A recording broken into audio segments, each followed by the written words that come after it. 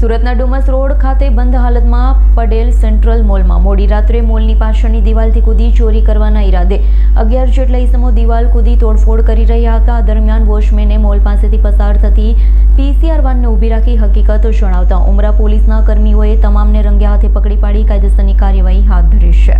ઉમરા પોલીસે જણાવ્યું હતું, સુરતના ડુમસ રોડ ખાતેનો સેન્ટ્રલ મોલમાં 24 એપ્રિલની રાત્રિના સમયે 11 આરોપીઓ નરેશભાઈ વાઘેલા, ગોપાલ અનિલ મનોજ દેવી પૂજક, અરુણ વાઘેલા, રામુભાઈ દેવી પૂજક, હિરેન ગામિત, અજય વાઘેલા, વિજય બાબોર, જિગ્નેશ દેવી પૂજક, અજય દેવી પૂજક અને મુકેશભાઈ દેવી પૂજક મોલની પાછળની દિવાલની સીડીથી ચડી મોલમાં કાચ તોડી ચોરી કરવાના ઈરાદે અંદર ઘૂસ્યા।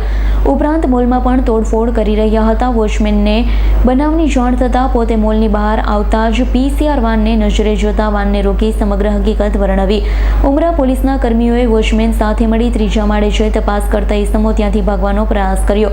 11 ઈસમોને પોલીસે મોડી રાત્રે 3.5 કલાકના અરસામાં પકડી પાડ્યા, જ્યારે તમામ આરોપીઓની પોલીસે ધરપકડ કરી કાયદેસરની કાર્યવાહી હાથ ધરી છે। Bureau report, S9 news, Surat. અમારી તમામ માહિતીથી અપડેટ રહેવા માટે જોડાયેલા રહો S9 ન્યૂઝ સાથે।